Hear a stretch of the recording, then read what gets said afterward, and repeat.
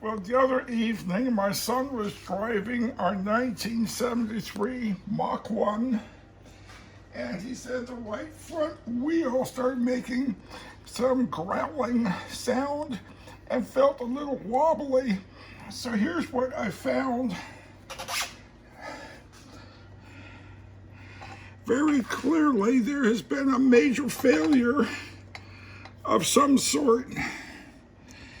And from what I can tell in here, what has happened is we have lost an inner and outer wheel bearing, probably outer bearing, and some of the metal around either the rotor and hub or the hub itself. But in any event, it's pretty bad.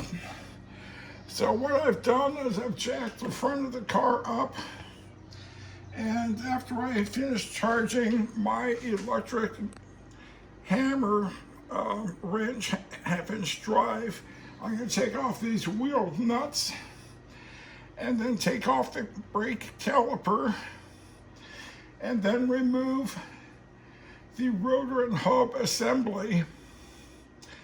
I've ordered and received 2 replacement rotor hub assemblies, because when I work on anything to do with brakes, what I do on one side, I do to the other. I also have a new set of inner and outer wheel bearings, the inner wheel bearing grease seals, and new dust covers. And we'll start there. Now, as far as damage to the brakes themselves, it's not likely any damage has been done to the brake pads or the calipers.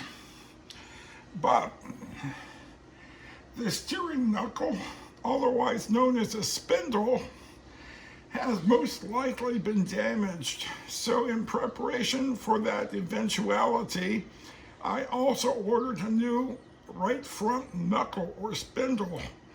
If it turns out this has not been damaged, then I'll send it back.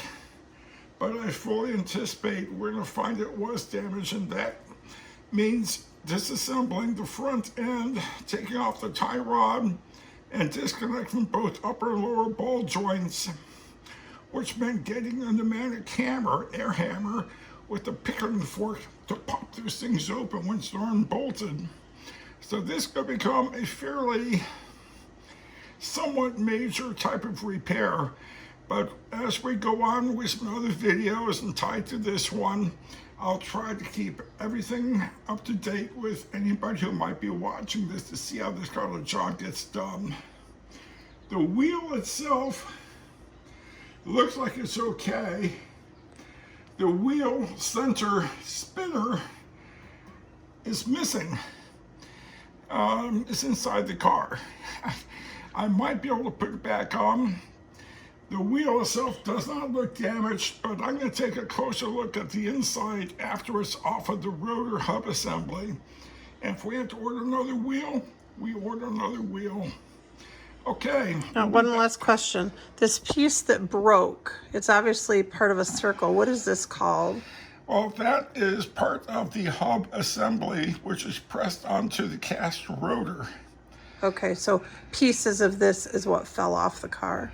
That's what fell off. That's not what failed. I got you. It failed as a result of the outer wheel bearing failure. Got it. A little more detail. As he was driving, his new wife, this was on their wedding night, was driving behind our son and saw things. They knew something wasn't right, and she saw things popping off the wheel area. So probably pieces, but they collected everything that came off.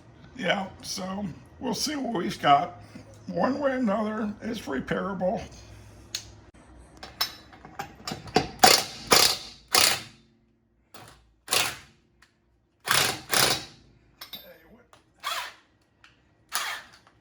Well, that's on tight. There's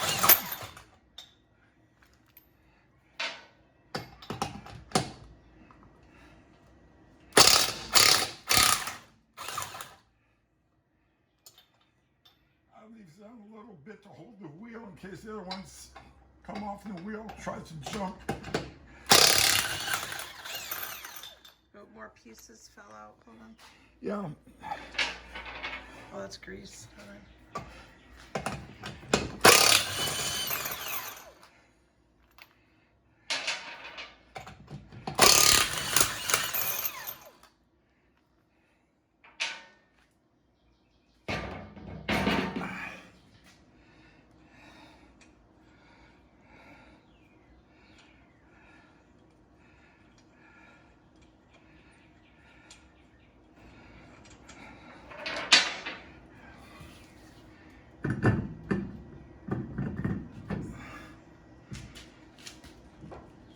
No.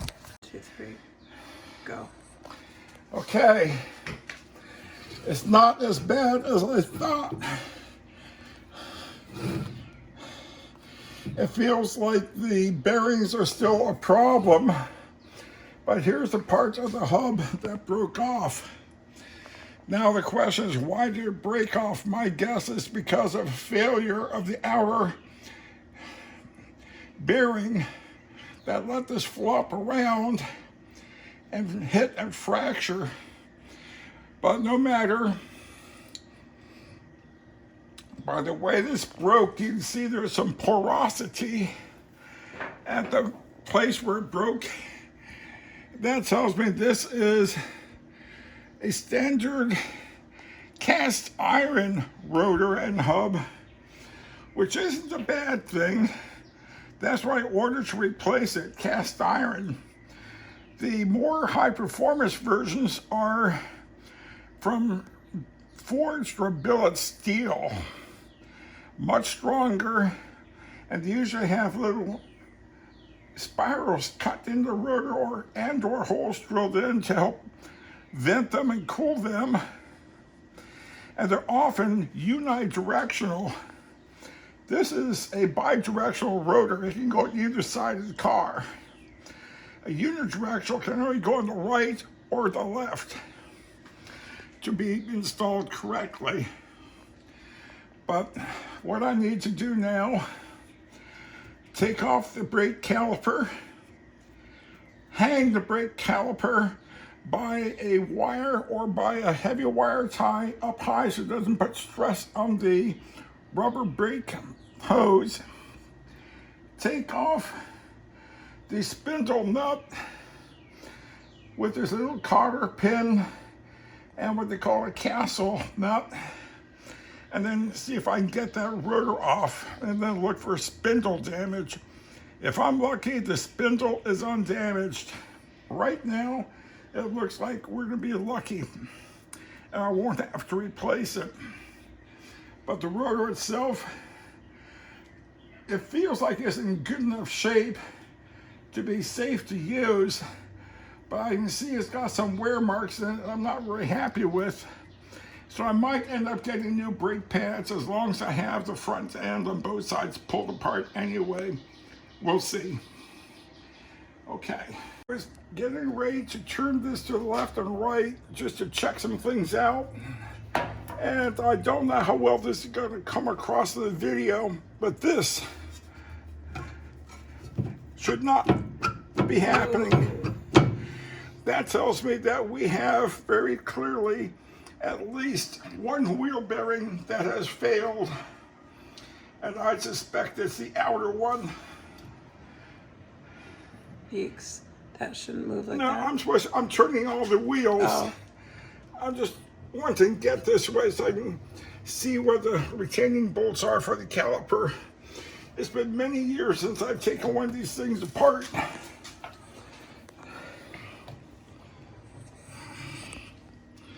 Okay, you can cut it.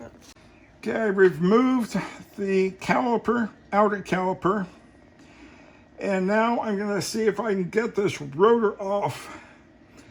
To do that, I have a cotter key I need to remove, and then the spindle nut, and then I should be able to pop the inner wheel bearing out. Of course, it might already be popped out. I say that because, if I can find it, I found a piece of metal somewhere. I was going to save it for, there it is. This looks a little unusual, but it looks like it's part of what's called the cage for the outer wheel bearing. I'll know when I get this apart if that's part of the cage holding the tapered rollers in place or not. I suspect it is. I think I have the cotter key straightened out to the point where I might be able to get it out. We'll find out. If not, you'll see me struggle a bit as I try to get it out. I normally have pliers a little bit bigger than this, but this is what I have at hand. So this is what I will try to use. And the cotter key has to be fairly straightened out in order to come out. And when they get put in, they're twisted up so they don't come out easily. And that's part of why you see me struggling here. This doing its job is holding things in place. Slowly, ever slowly. And the other thing is I'm using one hand to do this and one hand to hold this light. So hopefully you can get a view of what I'm working on. And when I am restricted to just one hand, it causes all kinds of grief. Try to get stuff like this done. But maybe I can go ahead and wiggle it out. There we go. I got it on the run now, Sarge. So I thought.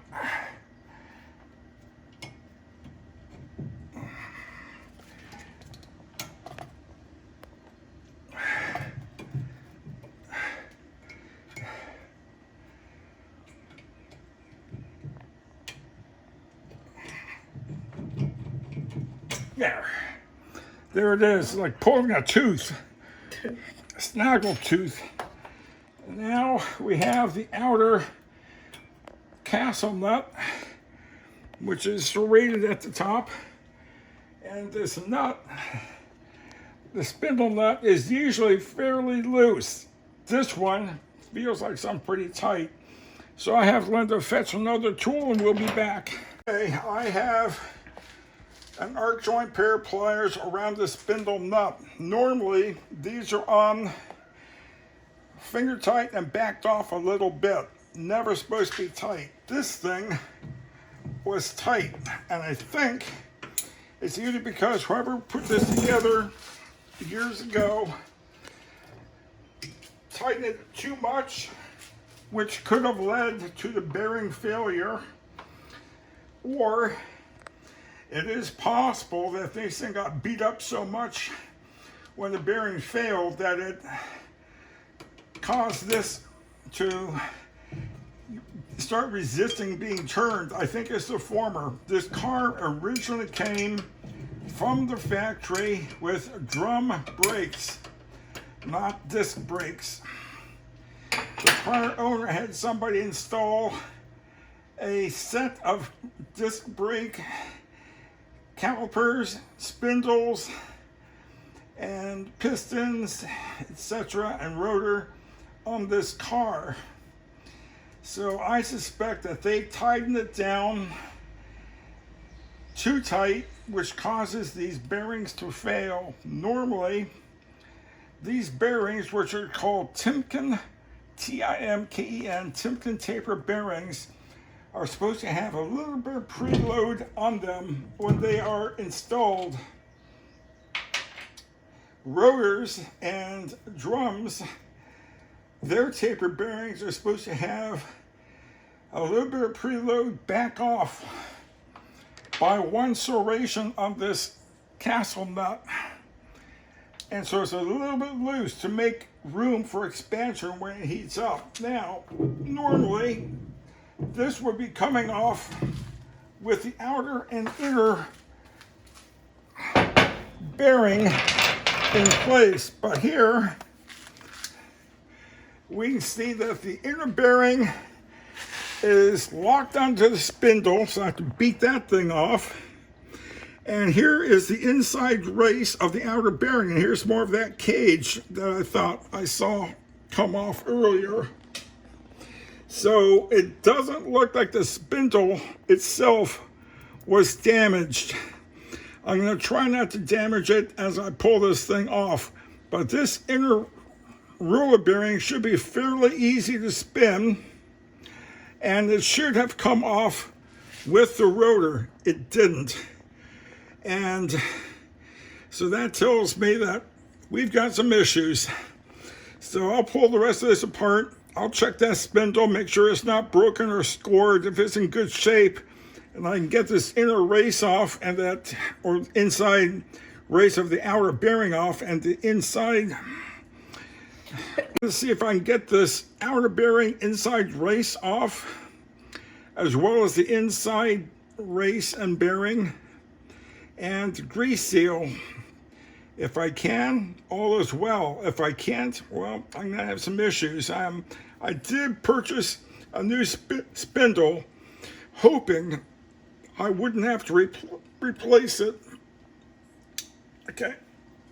So what I did is I got the universal pry bar screwdriver, put it behind this inner bearing, and just pried it a little bit, and it's coming right off. It won't come any further because this outside bearing inner race is stuck on the spindle. I might have to get a special pulling tool to get that off. Here with the orange is the grease seal.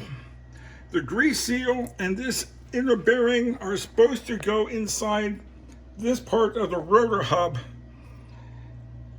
When I get all the parts off, I'll try to assemble it somewhat, see what I'm talking about, but this is not the right way to see it. Hopefully you can see, because I don't have the light on it, but there were 3 bolts holding the splash shield in place.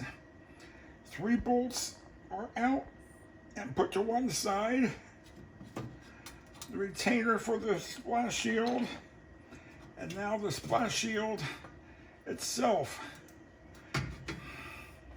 And along with that splash shield, now you can see this grease seal and inner bearing a lot more clearly than I could show before.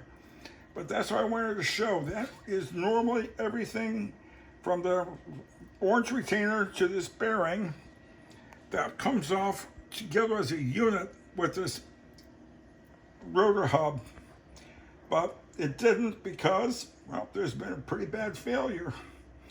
Okay, so now I'm going to see if I can find a puller I can get behind this race and use to pull this thing off. Normally these things slide off and on easily, but because of the severe damage it got when it got beat up and failed, well, it's not coming off easily. Okay, we'll be back. This is the new replacement inner bearing. Now I still have it partially wrapped in this original plastic because when I take this outer race off, I don't want to get any needless debris inside those rollers. And before I pack this, which I'll show how to do on camera, I'm going to wash my hands, not that I'm being a little prissy, but because I want to make sure I don't introduce any grime in the grease. This is a new rotor. It comes with 5 wheel mounting studs, and it also has a new inner race on the inside and the outside for the inner and outer races. Now, some people, they say take out the new race in that hub and drive in the one that came with the bearing. I'm not too worried about that because I know that these are cut to the same dimensions. Otherwise, nobody would be using them. So now I'm going to carefully put this over the spindle and make sure that it will slide on. Yep, it's sliding on perfectly. So this is a good size inner race or inner wheel bearing. It went on that spindle perfectly. Now I'll put it down here, and it is fitting that new race very nicely. I can tell by the way it's moving that it's doing a good job.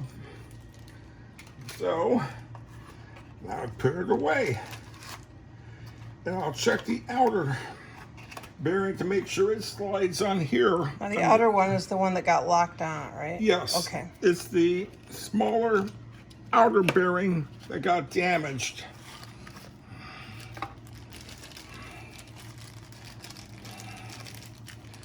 So once again, there's a new race already pressed into the hub. So I don't need to use this one. I'll put it away with the other one. And now we'll just see how well this does or does not fit.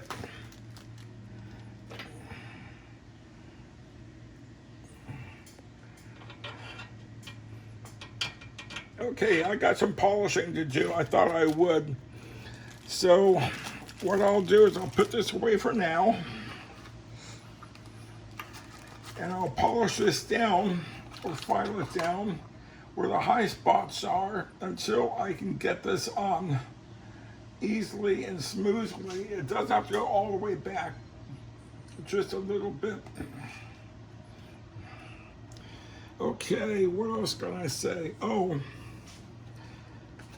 after I'm done packing these bearings, I'm going to go ahead and put the grease seal in place on the rotor. It's interference fit, which means it's tight, which means I have to take a little hammer and tap it in. Now I do have somewhere a grease seal driver.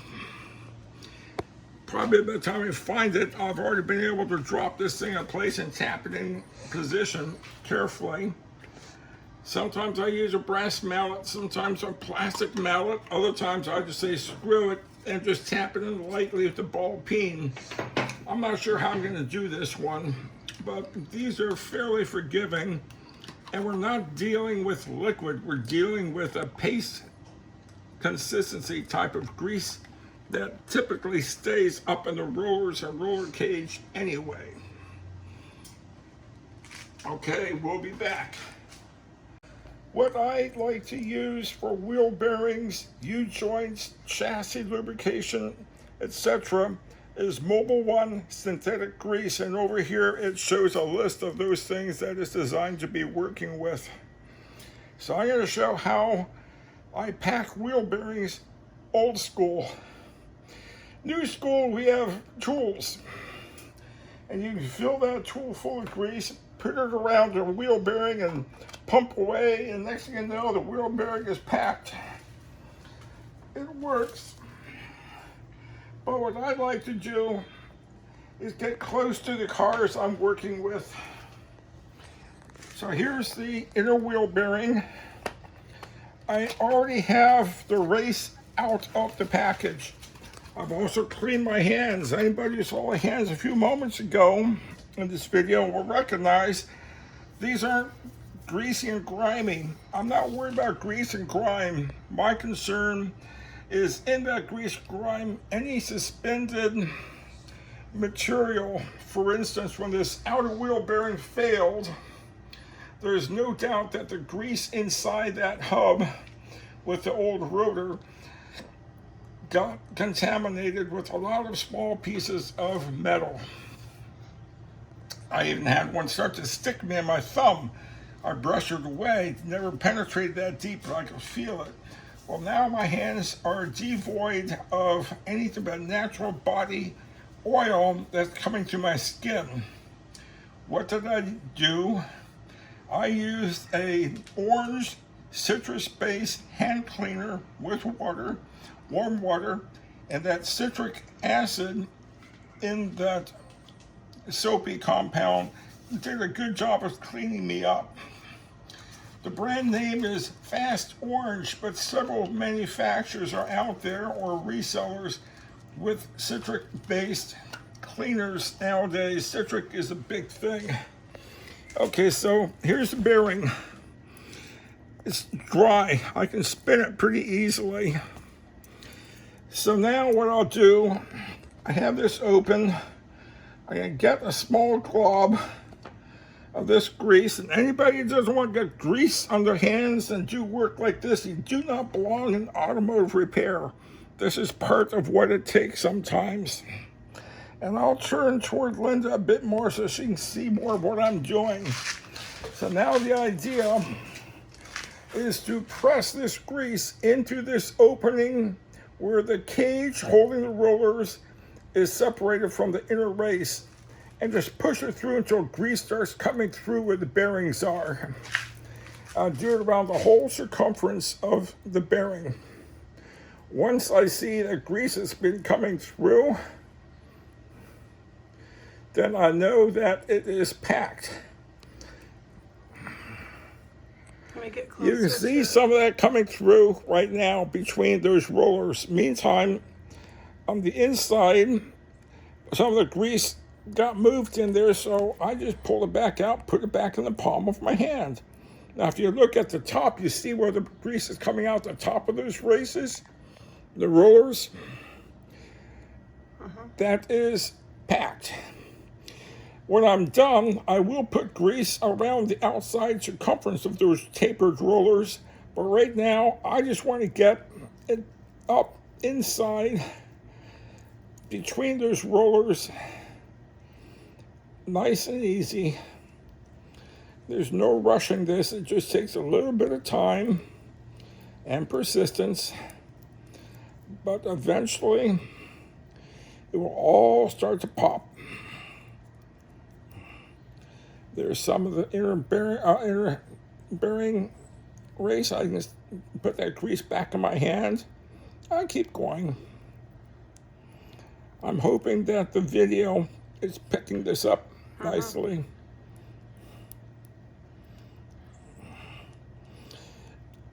For folks that are new to this technique, it'll take a little while to maybe get a feel for it, but once you get a feel for it, it's like riding a bicycle you'll never forget, or more appropriately, it's like shifting a manual transmission, rowing a boat. Once you learn how to do it, it becomes very easy. And it doesn't take a whole big gob of grease to do this either.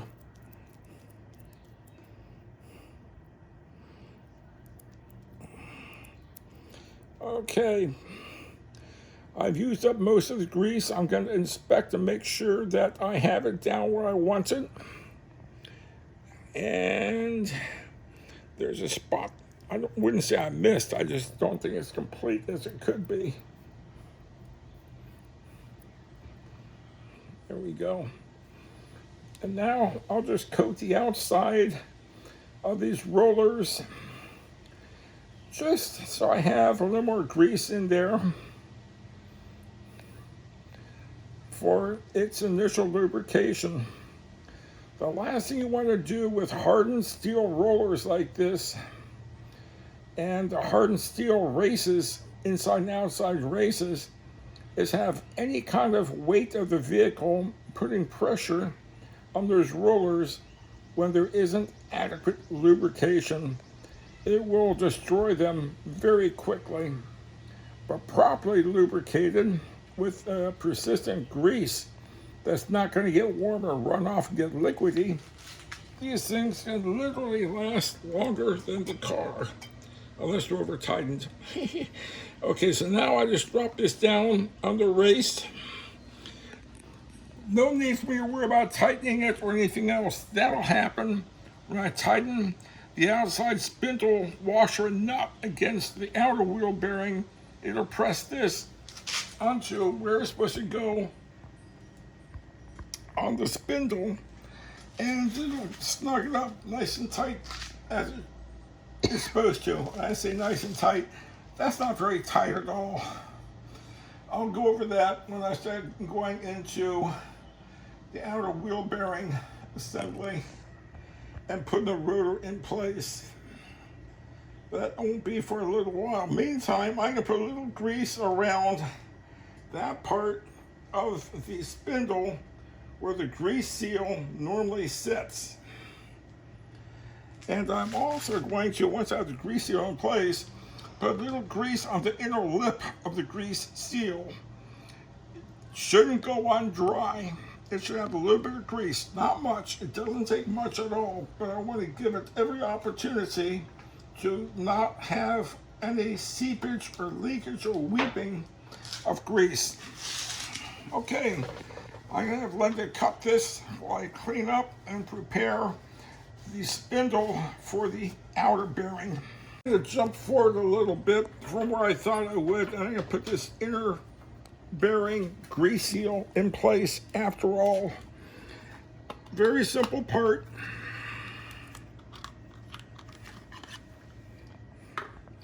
It has a plastic coating around where the interference fit is into the rotor, and it acts like a seal, but the real seal I am concerned about is this part right here. It's called a lip seal, and it does two things. First, it keeps the grease from coming out. Just as important, it seals against water coming in. Now, I don't know where my grease seal driver is, so I'm going to go ahead and tap this in place by hand carefully with a ball peen hammer. Now, I have some grease I slopped up here about where I'm going to be installing it. It doesn't have to be there, but it also doesn't hurt. I just want to get it off of that one surface a little bit. If I end up damaging this as it's going in, shame on me. I'll go look for the grease seal driver then, and I'll be embarrassed to have folks seeing it happened. I can tell I'm going the right way because there's a lip up here that stays on the outside. This goes to the inside of the rotor. And it doesn't go all the way in, just flat? Just a little bit at a time.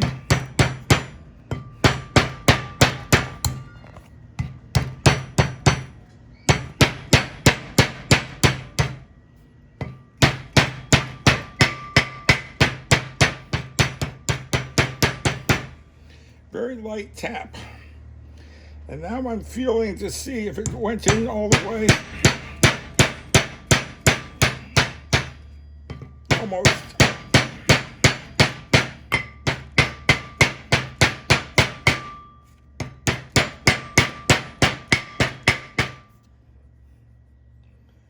That feels pretty good. See if I got my fingernail in between that lip and the rotor on that inner surface. If I can, then I gotta bring it down a little bit further.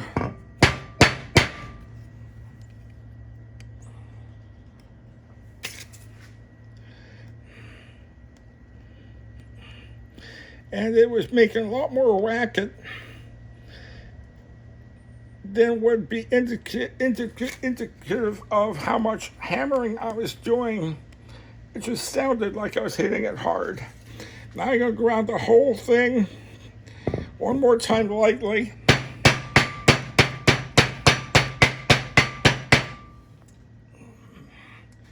Move the hammer out of the way.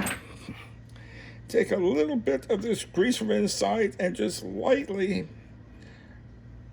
put it in where that seal lip is on the inside. It takes very, very little.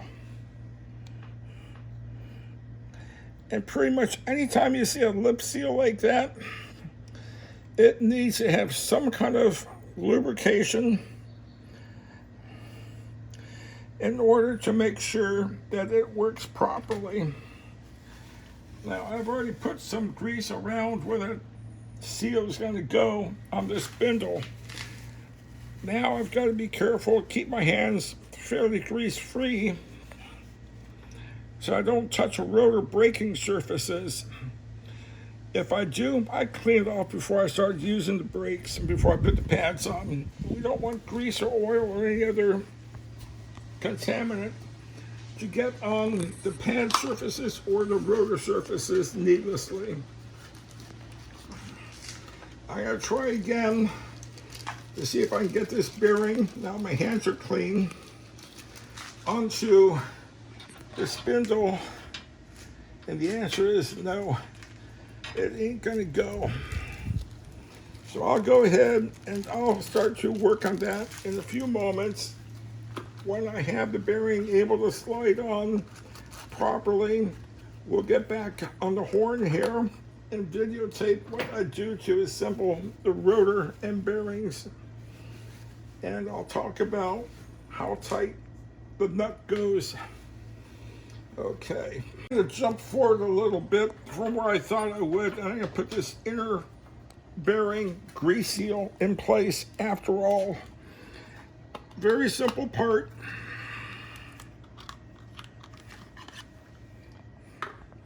It has a plastic coating around where the interference fit is into the rotor, and it acts like a seal, but the real seal I am concerned about is this part right here. It's called a lip seal, and it does two things. First, it keeps the grease from coming out.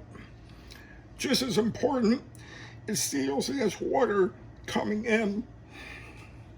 Now, I don't know where my grease seal driver is, so I'm going to go ahead and tap this in place by hand carefully with a ball peen hammer. Now, I have some grease I slopped up here about where I'm going to be installing it. It doesn't have to be there, but it also doesn't hurt. I just want to get it off of that one surface a little bit. If I end up damaging this as it's going in, shame on me. I'll go look for the grease seal driver then, and I'll be embarrassed to have folks seeing it happened. I can tell I'm going the right way because there's a lip up here that stays on the outside. This goes to the inside of the rotor. That doesn't go all the way in, just flat? Just a little bit at a time.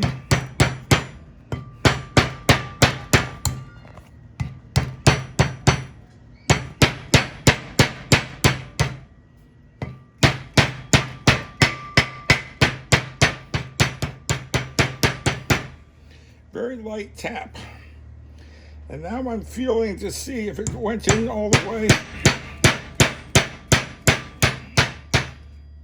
Almost.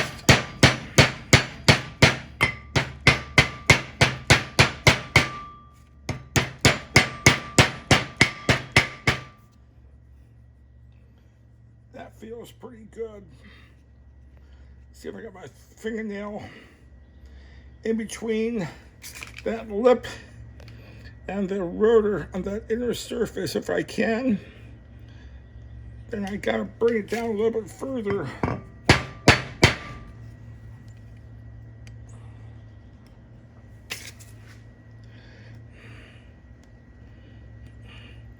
And it was making a lot more racket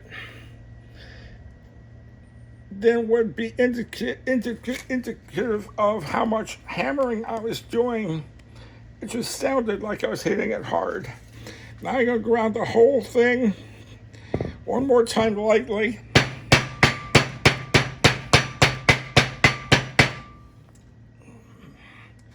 Move the hammer out of the way. Take a little bit of this grease from inside and just lightly put it in where that seal lip is on the inside. It takes very, very little.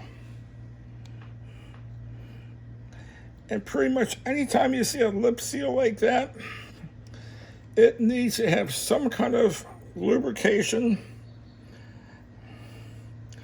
in order to make sure that it works properly. Now, I've already put some grease around where that seal is going to go on the spindle. Now I've got to be careful, keep my hands fairly grease free so I don't touch rotor braking surfaces. If I do, I clean it off before I start using the brakes and before I put the pads on. We don't want grease or oil or any other contaminant to get on the pad surfaces or the rotor surfaces needlessly. I'm going to try again to see if I can get this bearing, now my hands are clean, onto the spindle, and the answer is no. it ain't gonna go. So I'll go ahead and I'll start to work on that in a few moments when I have the bearing able to slide on properly. We'll get back on the horn here and videotape what I do to assemble the rotor and bearings. And I'll talk about how tight the nut goes. Okay. Okay, so washer off the floor, reinstall. Lynda found the nut that I dropped. And now I'm trying to get things lined up so that this puller is on as straight as possible. And I'll put a little tension on there and just see how solid that feels. Now this is 11/16 of an inch. I don't remember if I brought the 11/16 wrench out or not. I will try doing this by hand before doing it with the impact. Maybe 3/4, that's not big enough. 7/8 is too big. 13/16 is too big. 11/16, oh, imagine that. This is the impact socket. But I can use a ratchet, 1/2-inch ratchet on here. If I can find it. I had it here yesterday. Here? Lynda found it. Oh, that's the 3/8. 3/8 happen, it's all the same. Oh, here it is, hiding behind the hammer. Hammer. No good technician goes anywhere without a hammer.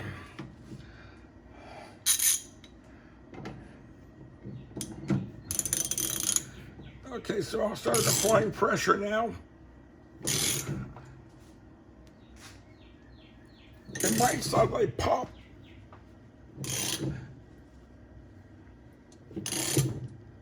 It looks like it's moving.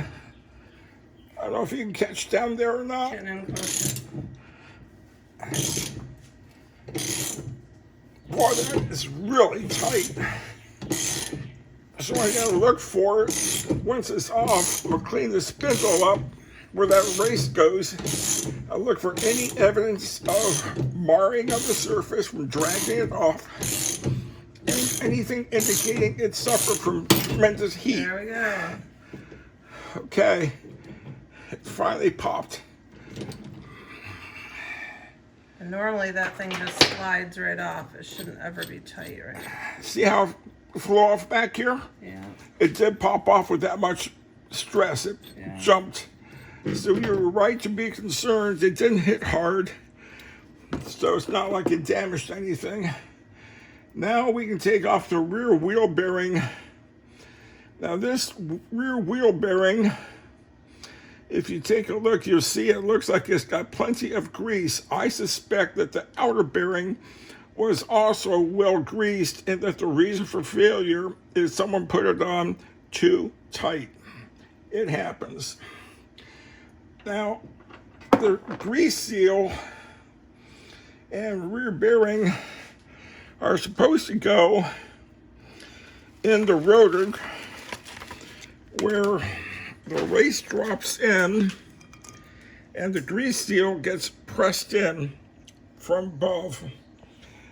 When the outer bearing broke, even though the caliper helped hold the rotor stable, it moved around enough so that it wiggled this thing off.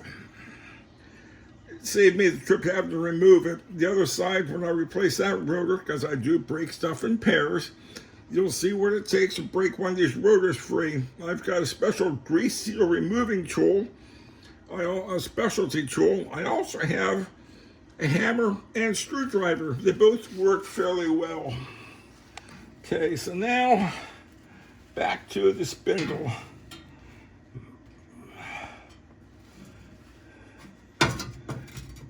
I'll deal with this flash shield later, but in looking at this,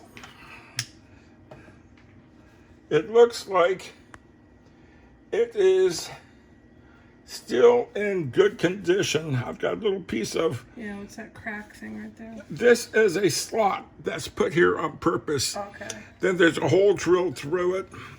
So that is normal to see. I don't see anything indicating any real damage. But I'll check and make sure that the outer and inner replacement wheel bearings slide on it properly. If not, because I don't see any discoloration from excessive heat, I will probably just go ahead and use emery cloth and smooth down where it might be a little high and make sure I get it off and on without rocking around at the bearing. If I see any indication that there's damage and I ought not reuse it, I already purchased a right front spindle assembly just in case there is a problem that I need to give attention to. Meanwhile, I'll start taking this puller apart. It did a good job for us. Oh, Pittsburgh tools. I said Philadelphia, it's Pittsburgh. From Harbor Freight. From Harbor Freight. Okay, you can go ahead and kill that for now. This is the new replacement inner bearing. Now I still have it partially wrapped in this original plastic because when I take this outer race off, I don't want to get any needless debris inside those rollers. And before I pack this, which I'll show how to do on camera, I'm going to wash my hands, not that I'm being a little prissy, but because I want to make sure I don't introduce any grime in the grease. This is a new rotor. It comes with 5 wheel mounting studs, and it also has a new inner race on the inside and the outside for the inner and outer races. Now, some people, they say take out the new race in that hub and drive in the one that came with the bearing. I'm not too worried about that because I know that these are cut to the same dimensions. Otherwise, nobody would be using them. So now I'm going to carefully put this over the spindle and make sure that it will slide on. Yep, it's sliding on perfectly. So this is a good size inner race or inner wheel bearing. It went on that spindle perfectly. Now I'll put it down here, and it is fitting that new race very nicely. I can tell by the way it's moving that it's doing a good job. So now I put it away, and I'll check the outer bearing to make sure it slides on here. Now the outer one is the one that got locked on, right? Yes. Okay. It's the smaller outer bearing that got damaged.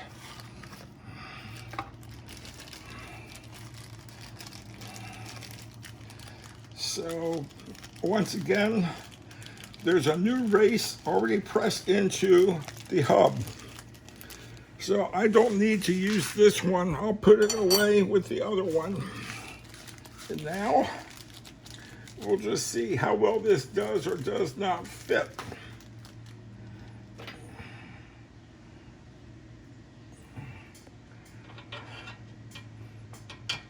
Okay, I got some polishing to do. I thought I would. So what I'll do is I'll put this away for now, and I'll polish this down or file it down where the high spots are until I can get this on easily and smoothly. It doesn't have to go all the way back, just a little bit. Okay, what else can I say? Oh, after I'm done packing these bearings, I'm going to go ahead and put the grease seal in place on the rotor. It's interference fit, which means it's tight, which means I have to take a little hammer and tap it in. Now I do have somewhere a grease seal driver. Probably by the time I find it, I've already been able to drop this thing in place and tap it in position carefully. Sometimes I use a brass mallet, sometimes a plastic mallet, other times I just say screw it and just tap it in lightly with the ball peen. I'm not sure how I'm going to do this one, but these are fairly forgiving, and we're not dealing with liquid, we're dealing with a paste consistency type of grease that typically stays up in the rotors and roller cage anyway. Okay, we'll be back. I'm using a caliper to show the diameter of the spindle where the outer bearing goes, 05725. That's on a new spindle. That's a new spindle, a replacement spindle, one that this inner bearing goes onto.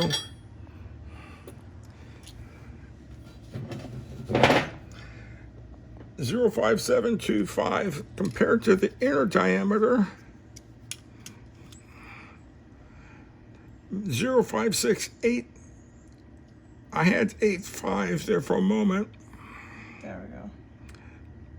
About 5 there. Let me get a little. 5.710.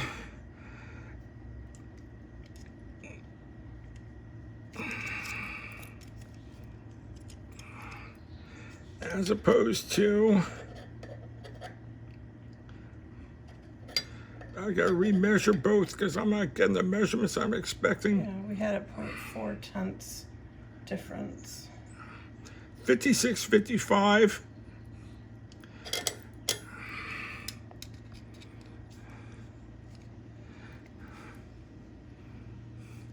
$56.85. So about 3/1000ths of an inch is all the difference between this smaller spindle and the larger inner diameter of this inside race. And that lets this thing just slide right on and slide right back off again. So, I'll put this away for now. And the problem is the one that was on the car is definitely bigger than that. When I check it on here, I'm getting 5740. I can't read it. Okay. Much larger diameter than the new spindle. And that's the way that race is acting. I won't go over. My guess is that when this thing got overheated, it swelled up. And then when I used the bearing puller to pull it off, it dragged some of that metal back. And you can see right up here a little high spot, and it goes around the whole circumference of the spindle. So I tried to polish that down a little bit. It didn't polish down enough to make a difference. I was thinking, gee, it just has to be deburred a little bit. No, it's worse than that. If I ever got it polished down to where it's supposed to be, I would never have the kind of precision that this is machined to. So that tells me that I will need to replace that spindle. Easier said than done. I have a drag link or tie rod end with its little joint here. I've got to take off this nut, pop it out, and then I have an upper and lower ball joint that I need to pop off after I unbolt them. Then I need to take this off after I'm bolting it from other pieces, put the new piece in place, bolt it down, and reassemble it. In preparation for that, I bought a pneumatic hammer with a pickling fork attachment to help break these things apart. I also have a ball joint separator tool I'll try using first because it's less noisy. But it is going to be a fairly involved process. So rather than having Lynda record the whole thing step by step, as I get to major parts of what I'm doing, I'll have her take some video, yak a little bit, and get back to it. I was hoping I wouldn't have to take this apart completely, but luckily these pieces are still available.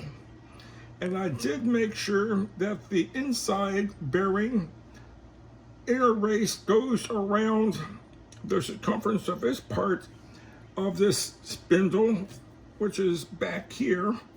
It's slid on perfectly. And you saw a moment ago, I put the outer race on top of this part of the spindle, and it slid on very nicely. So this thing is machined to the proper specs with respect to how easily these things go on these races. Okay, I'm gonna first take off the splash shield I reinstalled, hoping I wouldn't have to take that off. I was wrong, but I'd rather be sorry about taking the time once than not taking the time to do it right and be sorry twice later with more damage done to the car potentially. Or worse yet, getting further into the project and realizing, you know, I should have started taking it apart earlier. I'm going to take off the cotter pin, retaining pin back here. You might see it holding this castle nut in place for the drag link. And these are put there so that these nuts, if they do become loose over the lifetime of the car, they won't back out enough to fall off and have the suspension flop around, because that can be dangerous. And the way that I've always taken these things loose is with a pair of needle nose pliers and just straighten them out the best I can. And then once they're fairly straight, just push them through the little hole made in these specialized bolts that they are pushed through. I'm hoping that this is coming out okay on camera. It's a little difficult for me to do it with one hand while I'm holding this light, but if we think that's difficult, try doing this in the dark like that. Of course, I could hang the lantern up a little bit, and that might do what I wanted to do, but this is working out pretty good right now. So see if I can collapse those in a little bit and pull that through or push it through. All right, that's going to be a bit of a pain. Now, in theory, I should be able to reuse this cotter key, but for me, I'd rather play it a little on the safe side, and I'll go get new cotter keys from the local parts store once I am ready to reassemble this. Because I don't want to have one of these things reused and spread those legs apart again and have it potentially fracture, because these are fairly high quality steel, but not really high quality steel. It only take a few times of bending back and forth and off they come. So now what I need to do is loosen this. Easier said than done. There's a lot of torque on that, a lot of tension. So I'll probably end up using my impact gun to take it off. And during the final installation, use it to run it down, use a torque wrench to give it the final tightening. But for right now, I'm going to move to the other bolt, or bolts that probably have little cotter keys in them, like that one. and remove them as well. What I do next is use my pneumatic hammer with a pickling fork that looks like this, but a little bit wider. Put between the steering knuckle and the lower control arm saddle and hit that until it pops. I've already taken the nut loose, but not completely off, so nothing will come flying apart. So pickling fork attached to air compressor, air hammer. And the way it works is back and forth. It's gonna be loud.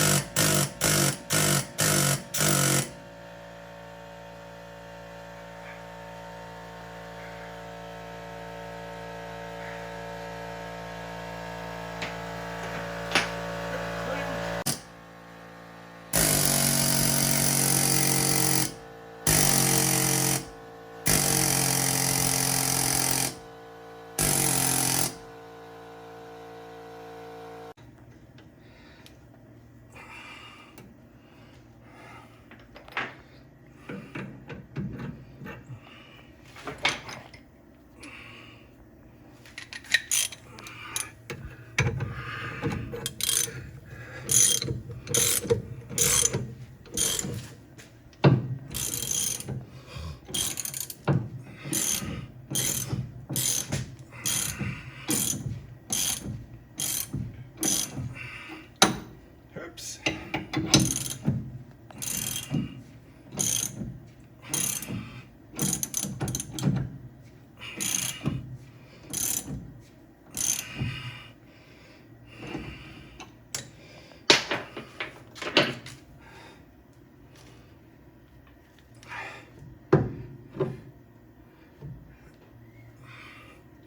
Well, I was going to see if I could use that to hold this, but I won't be able to. What is this going up against?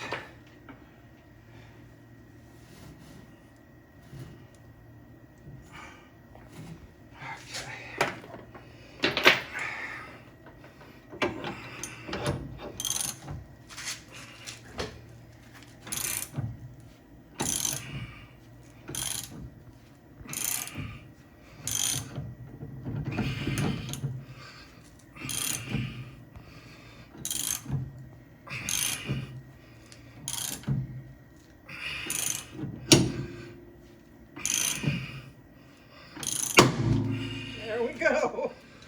That's the second one. The first one was the tie rod extender, tie rod. Tie rod, no, tie rod end. Tie rod end made a big nasty noise like that, and then that was the bottom one. It's the bottom of the steering knuckle where it connects to the lower ball joint. Okay, and then we got one more left. This guy up here. That's. And if we're lucky, Can do I the can same get this there. to fit now. So we use the pickling fork jackhammer type thing for a bit to get some space in there, just to get this little tool in there.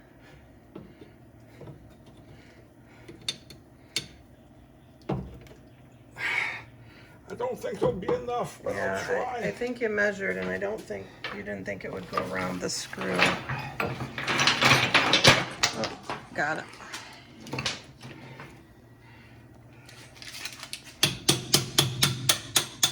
You're over it. I saw you, the screw get covered, so you're in there.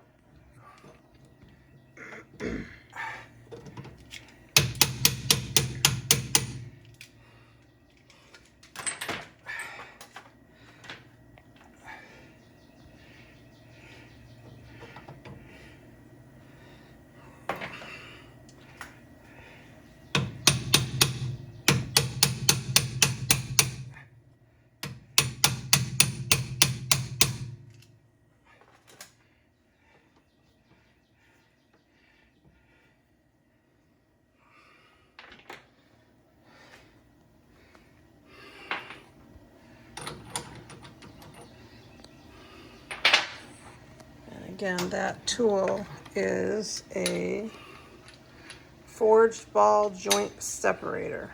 Used it, this will be the third time now. Hopefully it'll do the job again. Scared the crap out of me, that's what it did. Don't think for a moment it doesn't spook me when I hear it. First one that when he didn't warn me, and boy, that noise is pretty scary.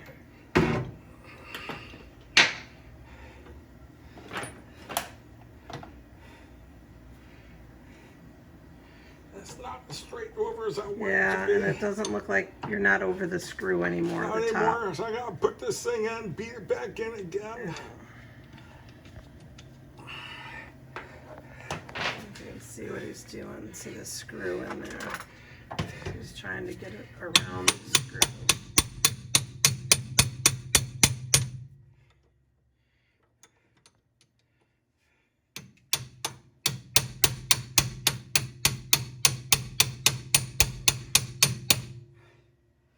I wonder if it doesn't go around the screw. If I can keep it straight, it'll be fine. The problem is once I start putting some tension, it wants to move.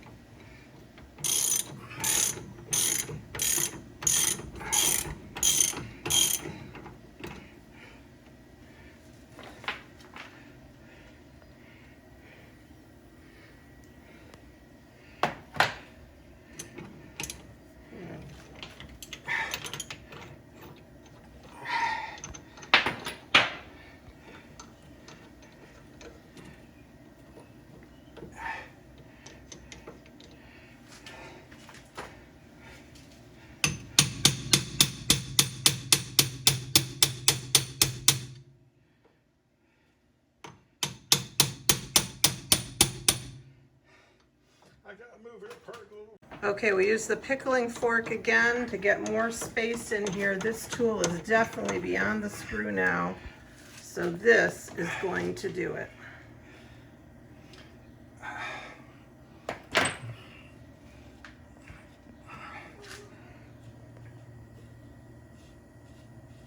Loosening the nut.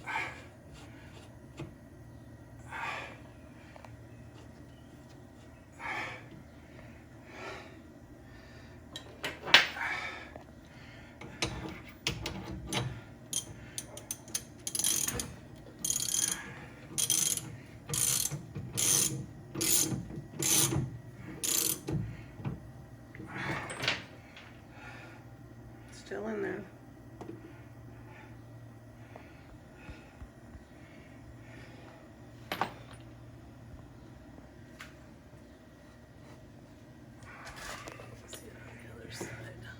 That looks good. Yeah, it does look good. I'm trying to show it in here.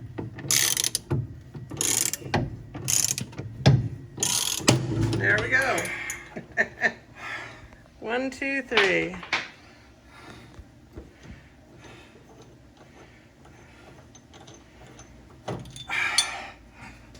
We have the steering knuckle loosened from the press fit into the upper ball joint and lower ball joint, but in order to remove this knuckle, I either have to drop the lower control arm a long way, raise the upper one by compressing this coil spring, or in my case, I'm going to remove the upper ball joint from the upper control arm, and that way this whole knuckle will come out and I can remove it. With a new one. We have a new upper ball joint. This one isn't that old. I can tell it's not the original because at the top, mounting the ball joint, I have some bolts and nuts. The originals are riveted in. Replacements are bolted in. Plus, the brother of the prior owner of this vehicle, about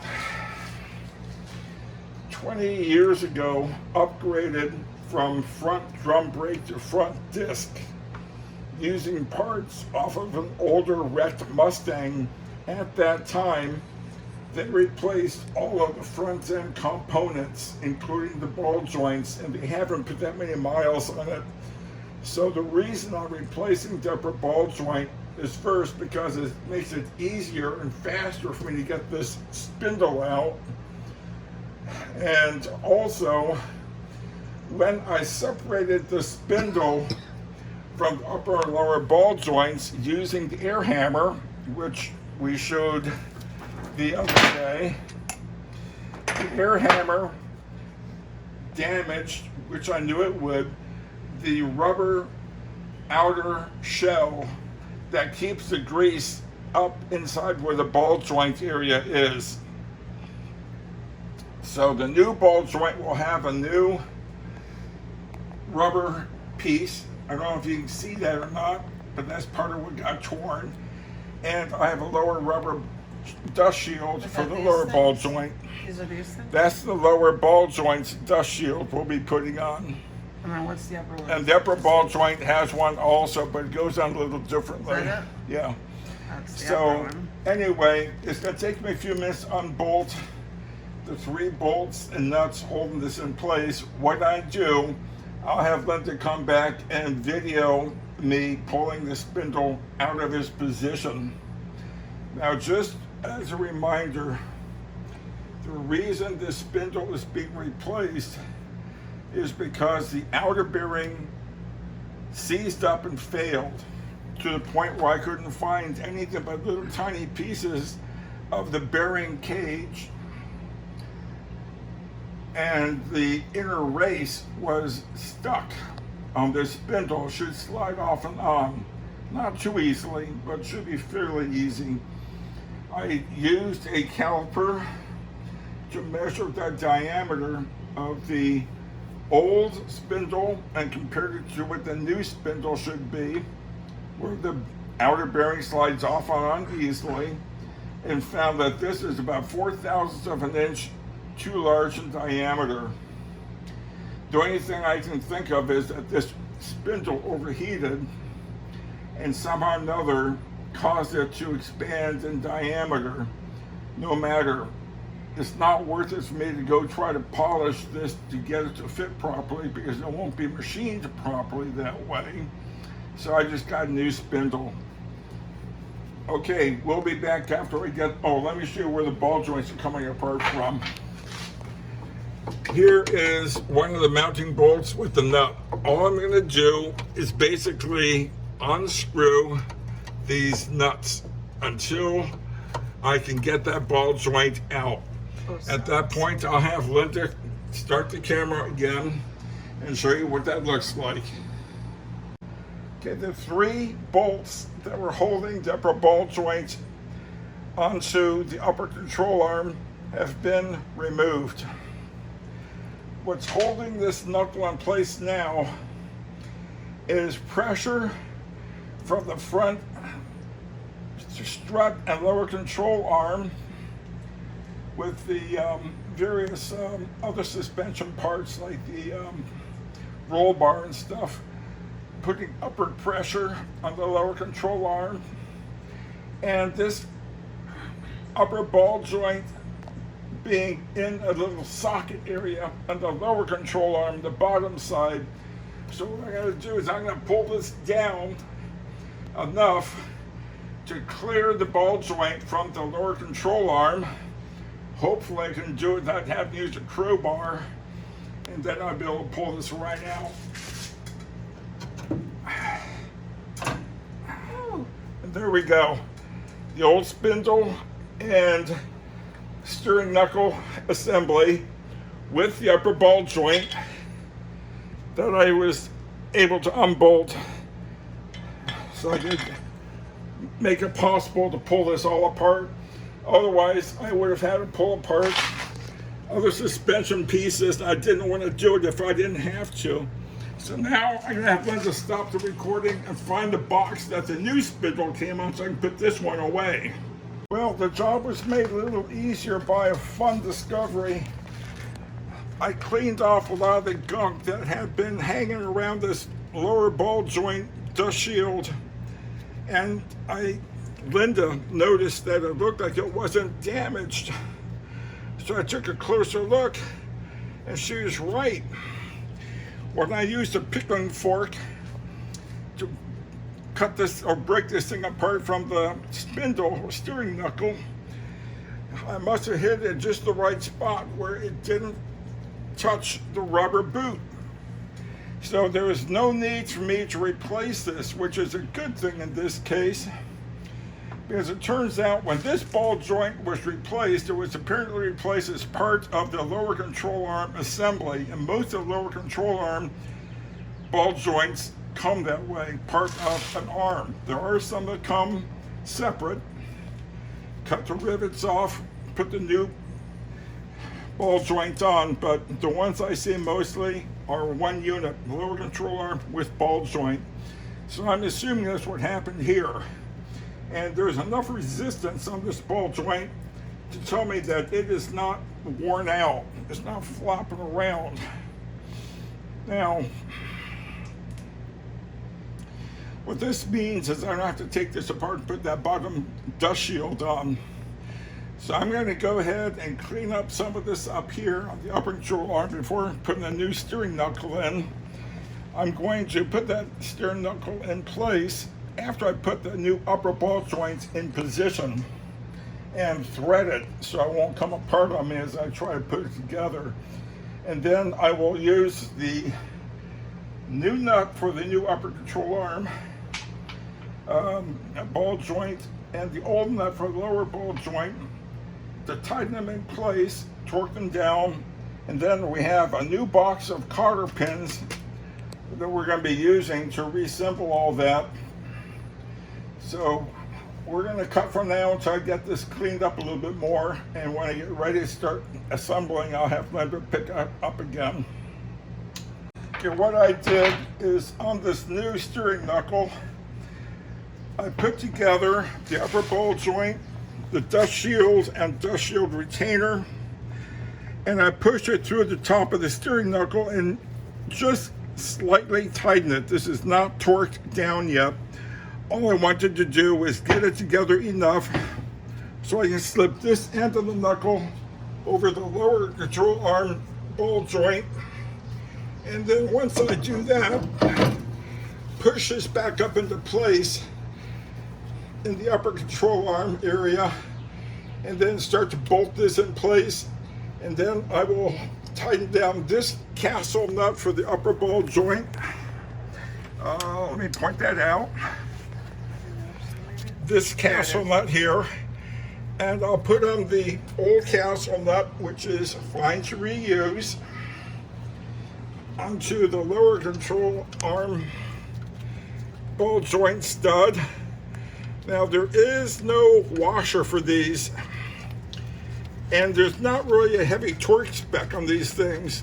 They're held in place by interference fit, and the nut does nothing more than help keep it from backing off that interference fit.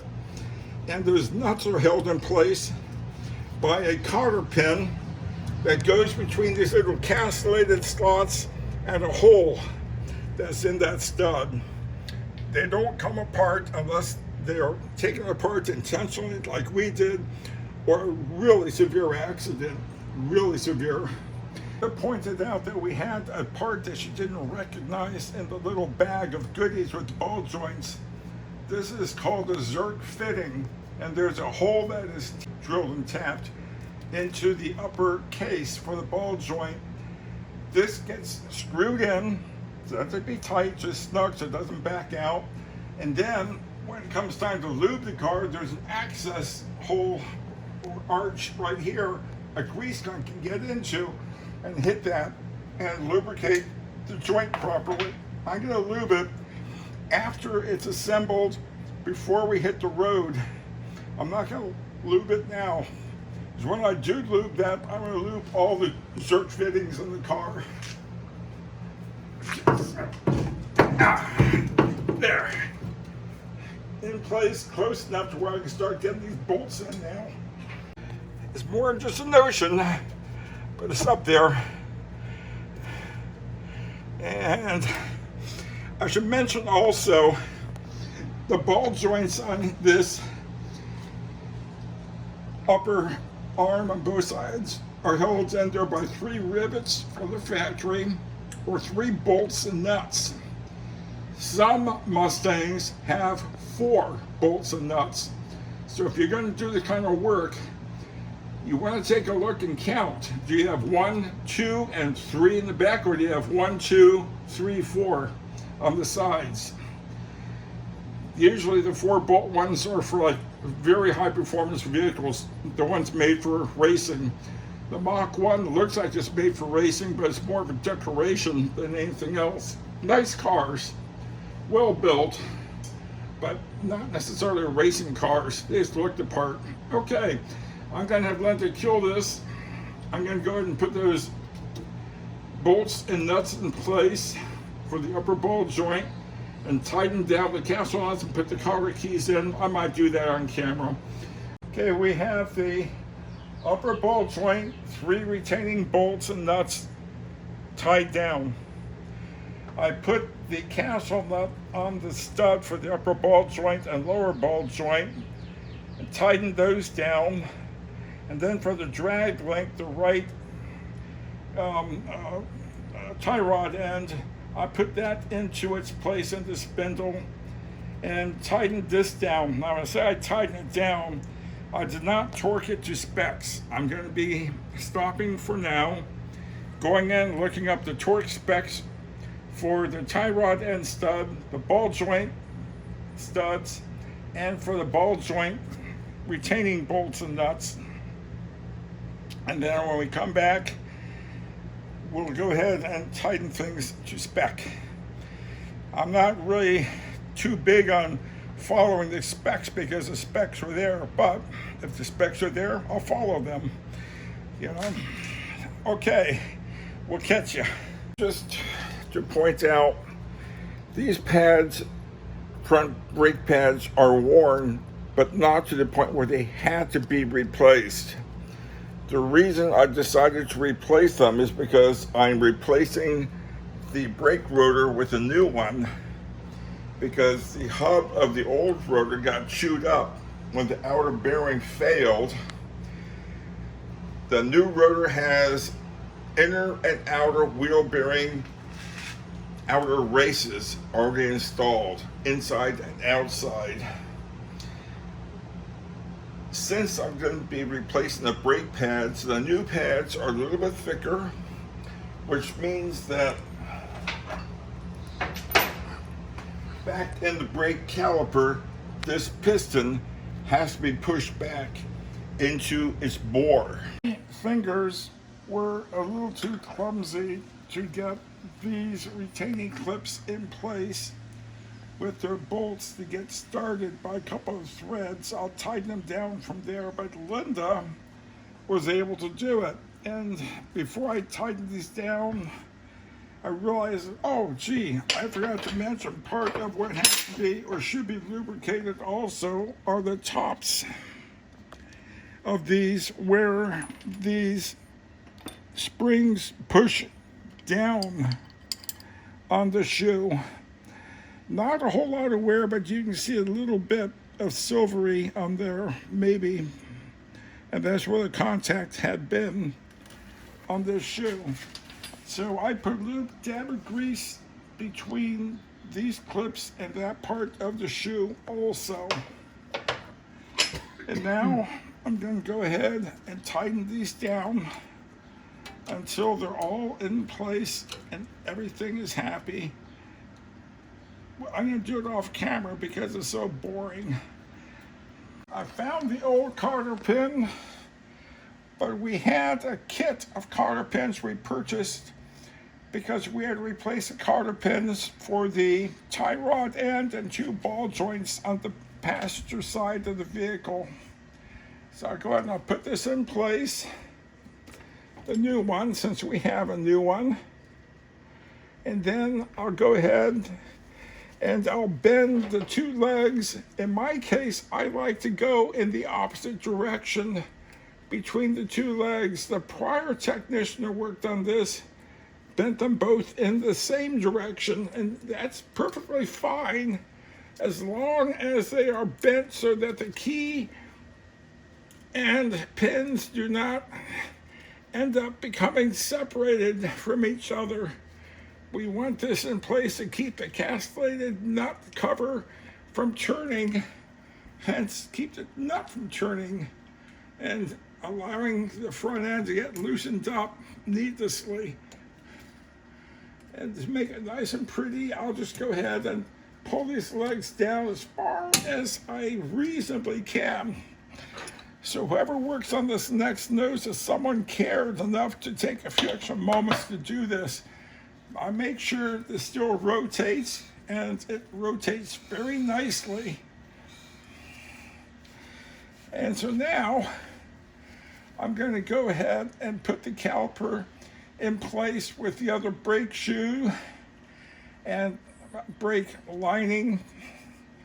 The inner shoe and lining are already in place. If I'm lucky, I won't have to collapse the piston anymore, but I do have to cut my restraining straps I put in place earlier that held the caliper housing up out of the way.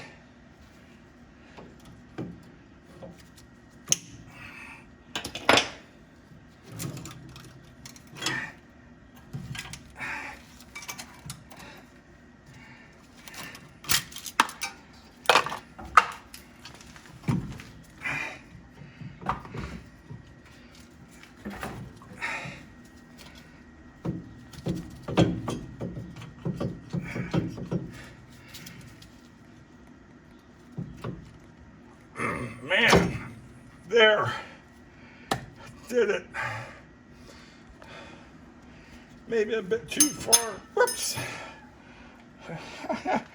Did it hit you? No, but was that one that was on or no? That was on. I need to see if I can get the spring back on without taking this caliper off. It's going to be hard.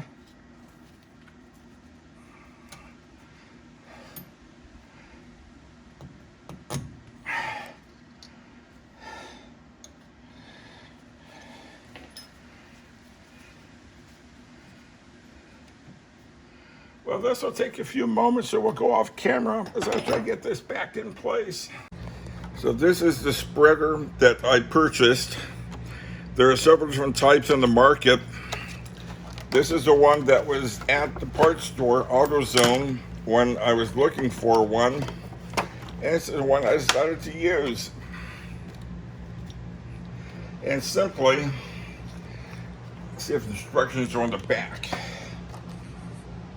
No, not really. It's self-evident how this thing works. And basically, what we do is we put this flange inside the caliper up here and have the center piece here pushing inside this piston on the bottom. Now, if I want to put the old pad in place and use this to help push a piston, I can do that. It may be necessary if I run out of thread depth. I haven't used this tool before, this kind, so I'm going to find out if I need to do that. Conveniently curved to follow the contours of the caliper. So let's just see how this works out.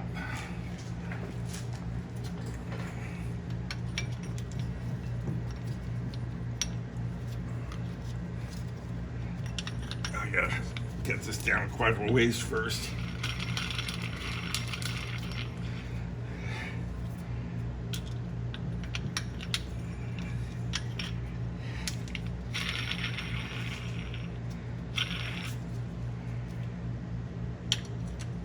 Okay, let's get in closer to where I want to be.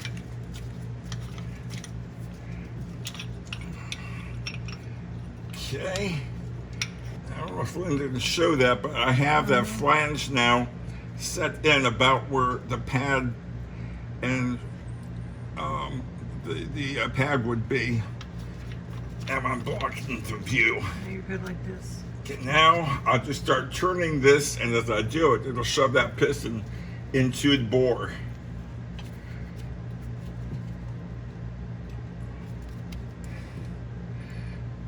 Well, that is tight.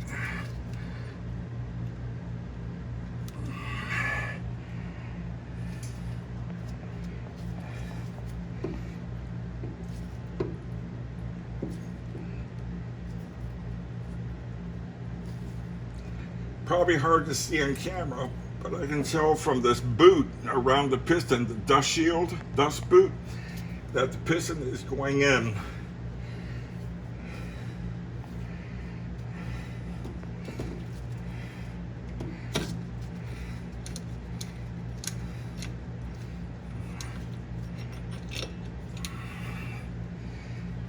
I don't like how that felt at the end. This foot started to slip inside the piston, so I'm going to do something a little different. I'm going to go ahead and put this pad where it used to go, and then use this for the center to push off of to get that to collapse. As I was getting it to the point where it's walking a little bit, and I don't like it walking around like that. Okay, have the bolt going to the footer. There's a small piece that comes out. I made sure it went inside a rivet hole, and this is up against the piston fairly evenly, so now I'll try again.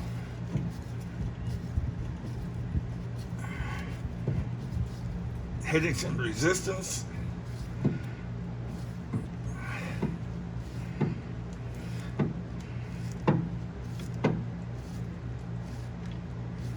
By the way, I have this caliper suspended using a heavy-duty tie wrap. That way it doesn't put pressure on the brake hose as I'm tightening this up and doing work on the car. Okay, that feels like the piston is in the bore completely. And hopefully you'll be able to tell that the piston is in there a lot further than it had been, and the dust seal is out further than it was, telling me that we did what we needed to do with this tool. I also found out why the tool is walking inside the piston, and the reason is because the centerpiece here of the ram screw is a little bit too far out compared to the foot. When I drop this in the middle of a rivet hole in the brake pad, that kept it from walking around. But when I was on the piston, it would walk around. As I turned that ram, that screw would go off center. So this isn't what I would call the best made type of tool. I would expect it to have a bit more cup on this footer so that it would not end up having this center ram extend past the footer surface. But that's just me being picky. Okay, now that that is done, I can move on to the next phase, which is tightening all the suspension pieces on the spindle, and there's 3 of them: the tie rod end, and then at the upper ball joint and lower ball joint there's a stud that there's a castle screw that goes in here. Those all have to be tightened to specification. Now, off camera, I went to the Ford shop manuals to get the specification. Usually when I work on things, unless it's something that is fairly precision, like engine or transmission inside, my torque spec is tight enough as tight enough. But when it comes down to suspension parts, brake parts, and even tires and lug nuts, I prefer to go by given specifications as opposed to good enough is good enough. I found that in the past, usually when I torque things down by hand and then double check with the torque wrench, I'd come in pretty close, and I could have taken the position of good enough was good enough. But you know, I'm not sure who's going to be in this car in the future, but I am pretty sure whoever it is something that I care about. So I want to make sure this is done as right as possible. The torque wrench I use is a ratcheting torque wrench. I can't remember where I bought this, but frankly, this is the first time it's been used. I had a torque wrench from years and years ago, also a ratcheting torque wrench, that I gave to a friend who was starting to study automotive repair. And the deal is, I have a threaded handle. There's a scale here showing me how many, it says foot-pounds, but people will often refer as being pound-feet. Either nomenclature is acceptable. Foot-pounds make sense when you think of torque as being applied power on a shaft. You go out 1 foot and how many pounds of pressure is exerted, how much force. In that sense, pound-feet doesn't make as much sense as foot-pound, because you're talking foot-pound. Anyway, all that to one side. I'm going to have Lynda go off camera and look up the specs to make sure I'm remembering them correctly for this, and then we'll be right back to torque it down. When Lynda looked up the torque specs, not too unsurprisingly, there was not a specification for the tie rod end into the spindle. But this diameter of the stud for the tie rod end is smaller in diameter than the ball joint studs for the spindle. And those torque between, I think it was 60 and 90 pounds of torque. So I set this from 55. I'm going to tighten this down, and the way that these things work, the castle nut, is there was a small hole inside the stud. Once I hit torque, I need to find how much further I tighten it before I can put the cotter pin in to lock it in place or keep it in place. And that's what the Ford manual says to do for the ball joint studs. Tighten it to the minimum specification and go as much further as you have to go to get the castle nut cotter pin in place. So I've set this to 55 pounds on the scale. And now I tighten.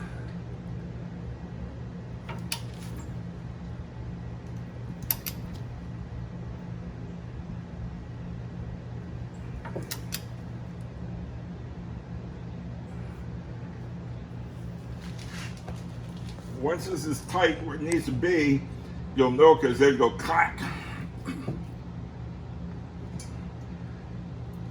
it's tightening just a little at a time. This whole front end is starting to turn because that's the way the suspension works. I'm going to go ahead and get it to maximum. So stop turning and then start getting torque in the nut and stud again.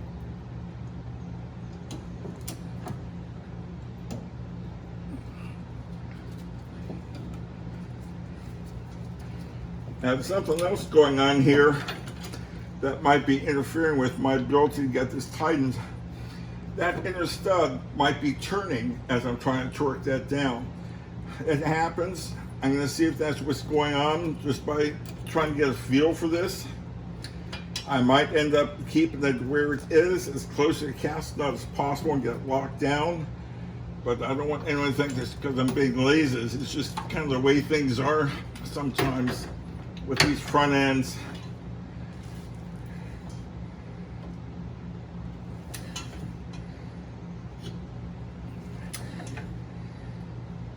Yeah, it feels there. You hear it? I'll do it again. 55 pounds. So now I'll get my light down there and see if the castle nut is lining up with the stud hole or close to it.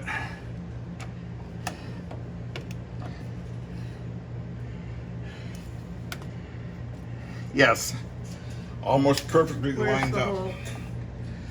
Where's the hole? On your side? The hole is going to be very hard to see on camera. I see it. I got it. Okay. Right there. Okay. So that's where the cotter pin goes through. Now, when I got the ball joint kit, or bearing kit, I got a cotter pin. This, I can tell, is too large. Also, that's going to be used for the wheel bearing retaining washer. So what we did is we went out and we purchased a box of cotter pins, different sizes.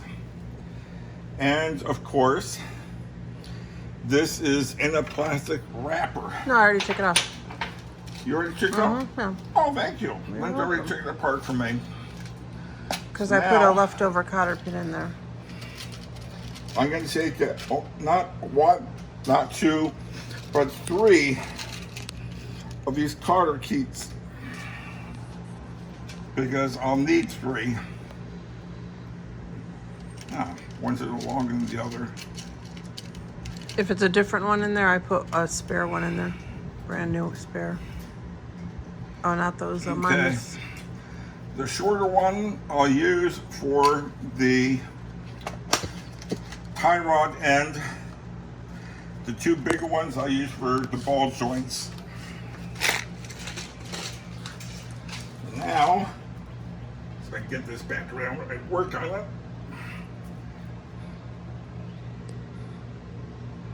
I'll put this cotter key in through that little hole. I might have to use a smaller cotter key. Oh no, I got to tighten it a little bit more. That hole isn't quite fully exposed. Oh, when you move. So I'm going to go ahead and I'm going to tighten it down a little bit more, which is okay. Because like with the ball joints, take up to spec and tighter enough to get the hole lining up.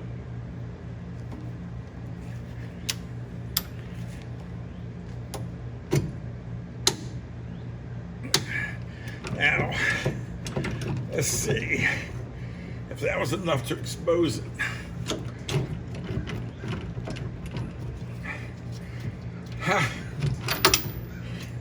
If it was easy, everybody would be doing this.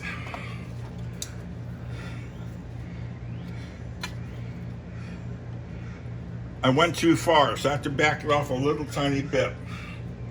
Now that's a 3/4.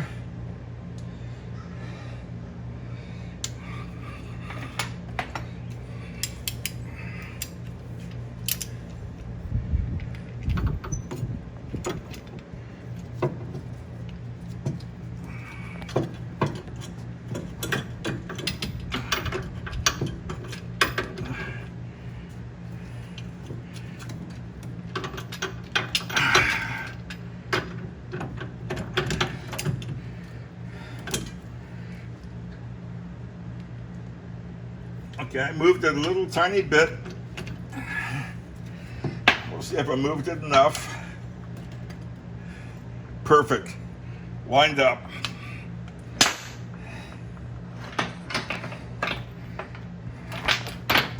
I'll get that cotter pin and see if it goes through this time.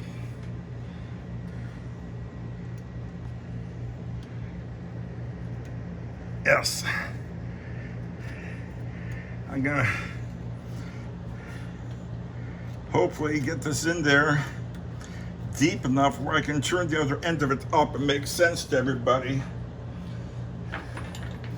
This part is real easy. Pair of needle nose pliers. I'll turn this back into a better position to work in.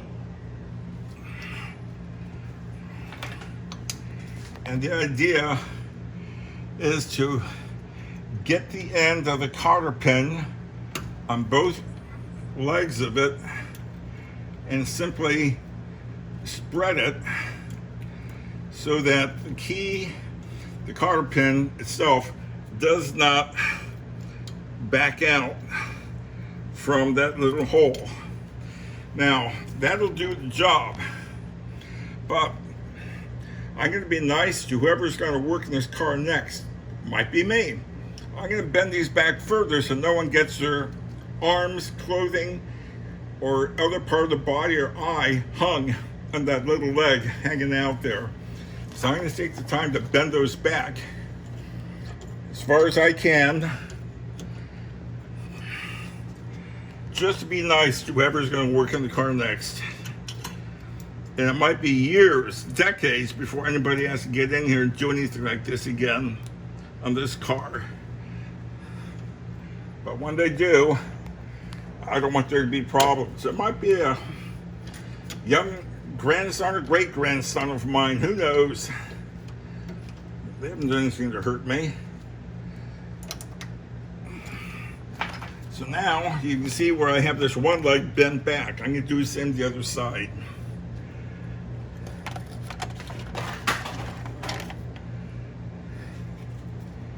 It only takes a few extra minutes.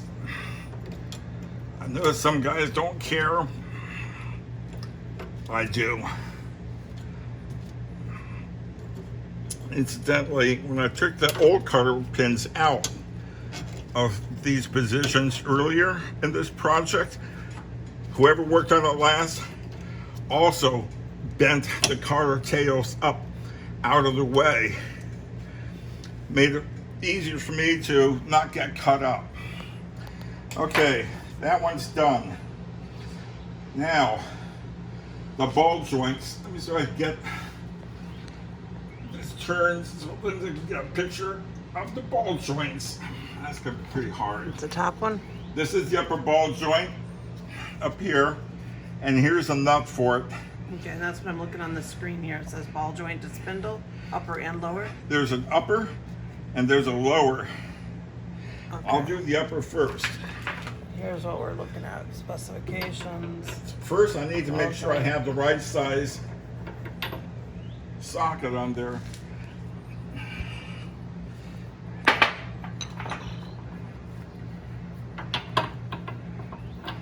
Seven-eighths of an inch. Now, when Lynda looked earlier, she found that the torque spec was 60 to 90 pounds. Yep. This was set to 55, so I'm going to go ahead and move it back up to 60. Because what Ford says to do in their manual is to go to the minimum torque spec. When you hit it, go a little bit more to get the cotter key lined up.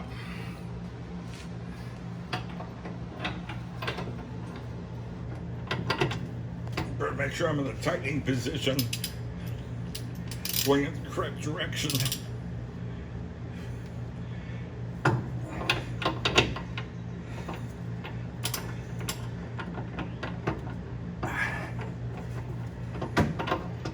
I come from this side. Maybe I can get better access. Now I know that is the correct size socket. I had it under a few moments ago, but it's being a real pain.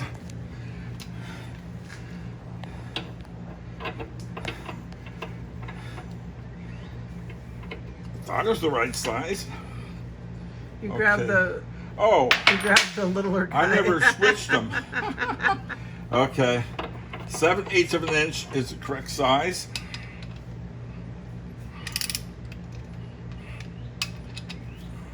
Now, I'm being careful here because you see this little hole here and the little ball here.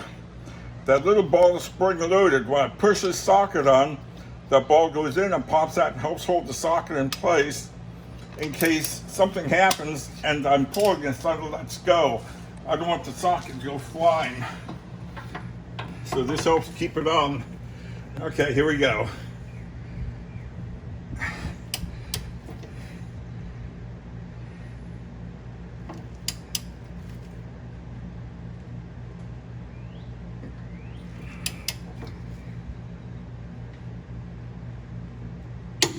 70.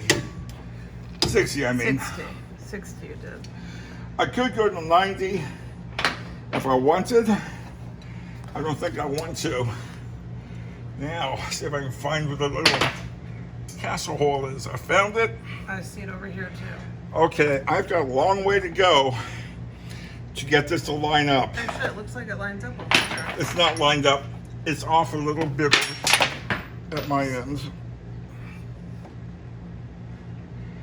I'm about half a castle rook point away from where I need to be. Yeah, look at it from this side. It looks like it's like right on. Isn't that hole like right where it needs to be? It's not quite lined up, and it has to be lined up enough to get the cotter pin through both sides. Oh, okay, so one side might be sort of lined up. Yeah. So I go a little bit further, chuck it again.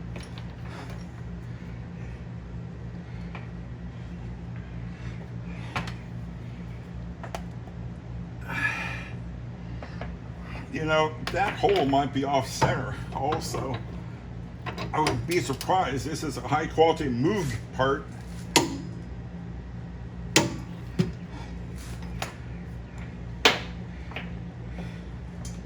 Almost there at my end.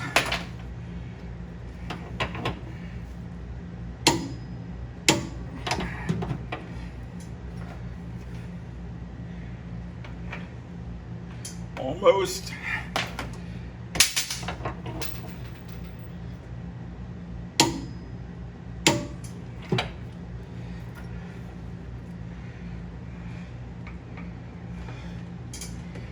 One more little micro move and I'll be done, I think. I hope.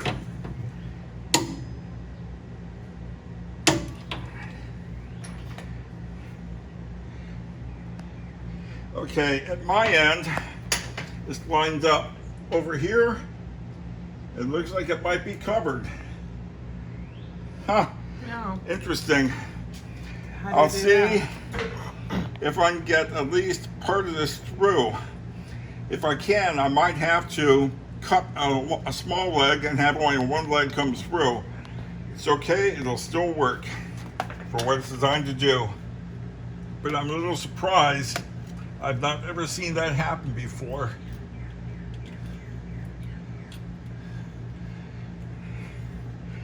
Okay, you know what? There we go. It came through. We're gonna be fine. Okay. Now, something dropped as I was on here chatting. Dropped it I'm looking for the needle nose pliers. right here. Thank you. See now, Lynda is out here for a lot of reasons. Not just a pretty face, not just to keep me company, but to help me find tools and bring me parts and videotape these things. Invaluable in every way. And appreciated always. And now I'm going to try to turn this 90 degrees so I have better shot at wrapping this around the stud and out of everybody's way.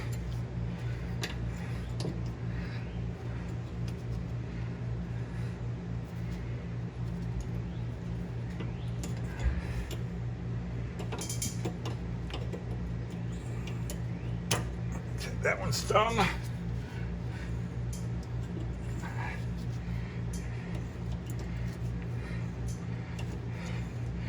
That one's about to be done.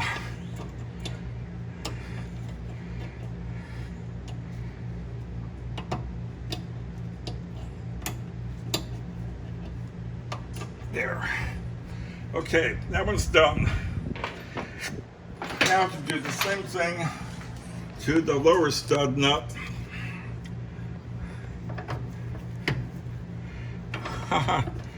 Okay, I need to find a short 3/4 or 7/8 socket. This is too long to fit properly. So I have to kill the video and I'll go get a short socket. I found a non-impact 7/8 socket, 1/2 inch drive, which is what I was looking for. because I'm not using the air hammer or electric hammer drill, I don't have to use an impact socket. I had them up here because they were easy to get to in my toolbox. But this one, the only concern I would have had until I checked it was that the nut is going to have a stud going through it. I want to make sure the stud wasn't so long that I couldn't get my 1/2-inch drive of the socket. So I took a look and I have plenty of depth. So I should be able to do this without a whole lot of grief. This is still set at 60 pounds. So I'll go and get this in place and pull or push. And the steering is going to turn until I'm in position. Okay. I guess I will be pulling.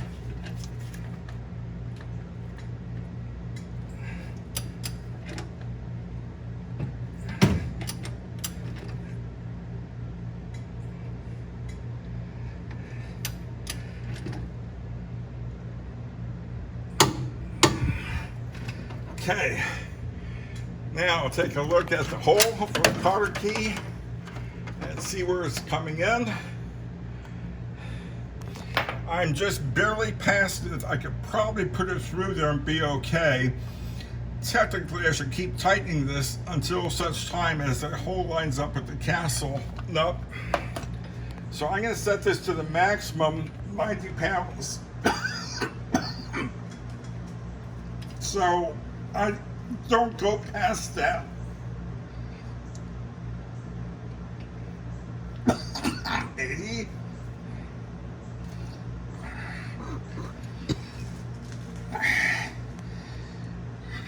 $88.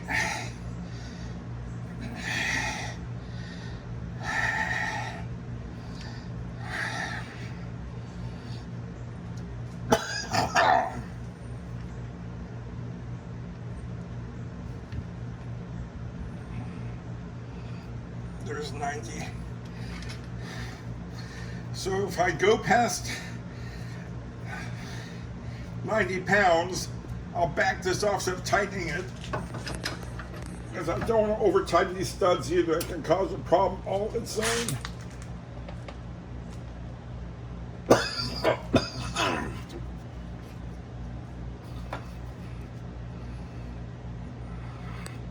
I can't see this at all here, so.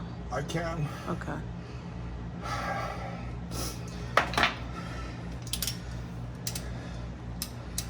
Looks like I went a little bit too far, so I'll back it off a little.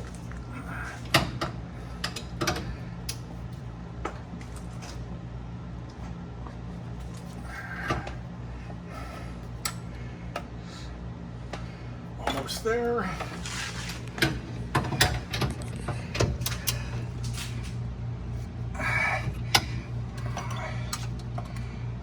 Okay, I'm going to make sure I'm still at least at 60 pounds now by setting this back down to 60 instead of 90.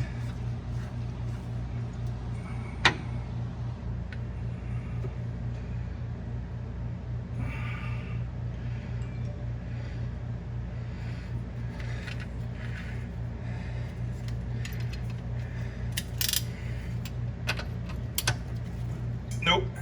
Okay, I have a lot further. Oh, there we go. Okay. Now, if I can get the cotter key through there, I'll leave it. If you look through here, you can see I'm up against.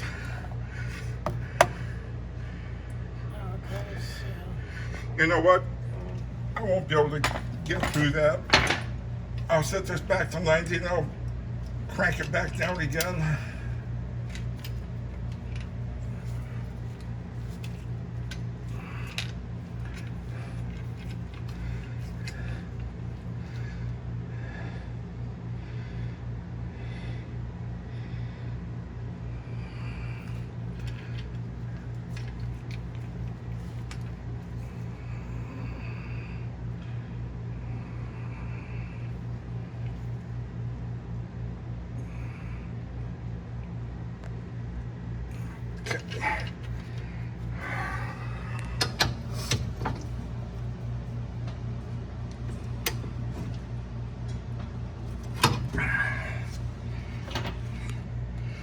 can see how much more I turned it, but it's not enough yet.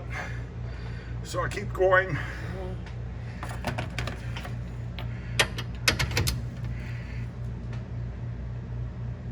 I haven't hit 90 pounds yet, so I'm still good.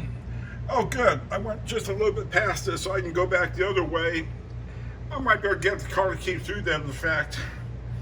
Just the way it is. From somewhere between 60 and 90 pounds. Foot-pounds, pound-feet, whichever you want to say. Car key is going through.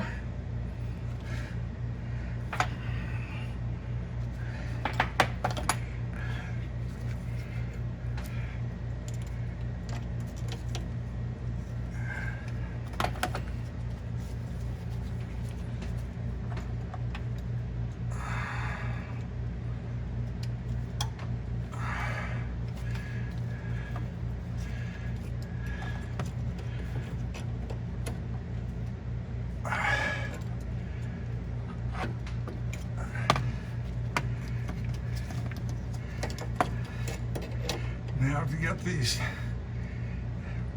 car key legs lined up so that they don't end up damaging anybody later, and I'll be done with this part of the project. Front end work is a lot easier than people believe it to be, but because you're working with parts that are exposed to road grime and dirt all the time, lots of grease, it's a mess working with it. And sometimes you're working with very powerful springs for the front springs and the leaf springs, and so it's possible that treacherous situations are just barely at hand, and it spooks people. But they're very simple systems. Okay, I gotta do two hands, get this lined up.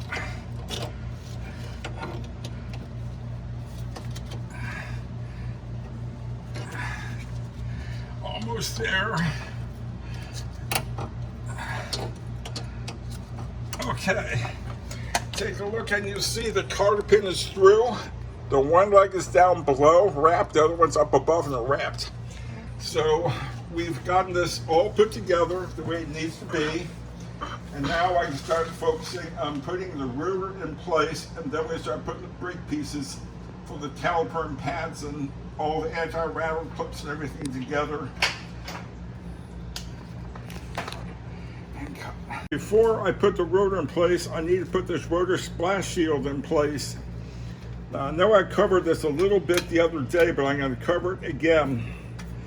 These three screws that hold it all together are not equidistant. This will only fit one way and one way only to make sure it goes on correctly. So now I need to find the first hole and line it up, and then see if the second hole fits. Either of the other two holes fit. If so, then I have it correct. If not, I keep working around until I find it. And this is a little bit tedious. I guess it's how engineers punish technicians, to make things challenging like this. I get the reason for it, but okay, now I cannot get that lined up, so that's not the correct position. I can't get this down. Maybe I can. There, yes, there. I have it right. Okay. Yeah, I thought that's what it was. It looked to me like it was the correct orientation, just the bolt holes weren't lining up at first. Turns out it was me. Now I looked for a torque specification for these retaining bolts, couldn't find it. So this will end up being one of my famous tight enough is tight enough tightenings. So we'll go off camera until I have it tightened down. We'll come back and then we'll do the rotor for sure. Okay, it took a little bit of persuasion. I ended up getting the pneumatic hammer out And once I had this in place, I used a pneumatic hammer around this edge, this lip, to go around and work it in. And now it's in place. The rotor turns nice and easy. The bearings are seated. I'm satisfied that we're this far. Now, there's an old caliper bracket sitting here. And it's got one bolt that comes up here and some others that hold it in place. I need to get this in place. Now we got a new caliper bracket. You want that? And as part of the kit, we have this. So we're going to get this installed next. You know what? I have this wheel and tire off after the brakes have been done. I'm going to take the time here to lube the fittings. We have a tie rod end, lower ball joint, upper ball joint, and two upper A-arm Zerk fittings in this side. Here I've already pumped a little grease. You'll see it coming out here. I pump again. So we have plenty on there. Now, I could be nice, whoever gets underneath the car next, and wipe up the excess. And who knows, that might be me, it might be Lynda. So I'll be nice. Now, I'm going to get the lower and upper ball joints. First, I got to find them. No sense in videotaping all this because it's boring, but I'll show you where I'm headed. The upper ball joint, Zerk is right here. Hard to see because it's covered full of grease. Got it. Upper joint, there's a Zerk, a 90-degree Zerk over here. Oops, hold on. Get your hand out of the way. And point to it again. Over here. Oh, I see it. Okay. And then the rear one is also 90-degree, sitting right here. Now the nice thing about the 1971, 72, and 73 Mustangs is the shock towers are made a little wider so we can get Zerks in there and lube guns. In the earlier 70 and earlier models, we couldn't get back in there, so folks would cut holes to get those lubed, and the only reason they lube those is because when they dry out, you drive down the road, and as you hit little bumps, you hear a squeak, squeak, squeak, squeak. Folks would do anything to get rid of that, including cut the shock towers to access that to put Zerks in. But the problem is that those shock towers take a lot of flexing over the years, and if you have holes in there, that weakens it, and it'll actually cause stress fractures, and it fractures the metal. It happens anyway in those older Mustangs at times, but cutting holes in there to access Zerks or to access spark plugs, bad news. Should never be done. Okay, we're going to do it for this side and the other side, and then we're going to call this done once I put the wheel and tire on. A few moments ago, when I was talking about Zerk fittings, I was talking about the upper control arm Zerk fittings and how in 1970 and earlier Mustangs, it was really tight back there, and how in 71 Ford made those shock towers wider so we have access back there so we can put Zerk fittings in and lubricate the upper arms. This is a special kit, I've got two of them, that is made for 1970 and earlier Mustangs where you have very, very tight quarters. And it has a spring steel, it acts like a wrench. And it can take out the Zerk fitting plugs that are threaded into the upper control arm ends of each end of the stud. And then we can use the same thing, screw in some Zerk 90-degree fittings, and then screw in the Zerk fittings themselves. Now, I have yet to use any of these, but on our 1969 Shelby GT500, my guess is that maybe when it was restored and all the front end parts were replaced, maybe the technician who did the work might have put in Zerk fittings. If he didn't, I'm ready. If he did, I'll find someone who needs these things. But luckily, on the 73 Mach 1, as you saw earlier, it has Zerk fittings on the upper control arm shaft bushings. The passenger side did also, so I was able to lubricate those. We have a 73 Mustang convertible I'll be checking on also to see if I've got to use this or not. I'm hoping not. If so, I'll do it. It's worth it. Okay, we have finished putting out the tire and wheel on this side. We greased both sides. The car is now ready to be road tested. Oh, one other thing I do need to do. With the new pads, when I push the pistons back in the caliper bores, the pads are sitting away from the rotors further than they probably need to.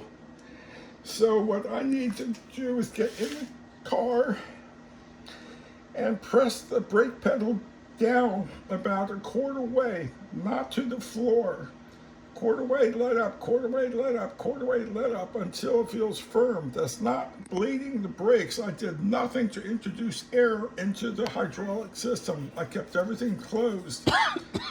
Now, the reason I don't want to push the pedal to the floor is that over time, grime and corrosion will build up in the rear wheel cylinders and in the master cylinder bore. If I push the pedal all the way down, the rubber cup seals in the master cylinder will go over on top of all that fresh grime and grit and everything that's building up over the years and cut the cups, and I'll have an internal hydraulic leak. And at some point I'll be driving along, hit the brakes, and they'll go to the floor because there's a hydraulic internal leak. If I survive that, all I have to do is get another master cylinder or rebuild it and I'm fine, but I want to avoid that. So that's why I don't go full travel, putting the brakes on, trying to get the pistons to seat in with the calipers with the new pads, quarter way and up. Okay, that's it.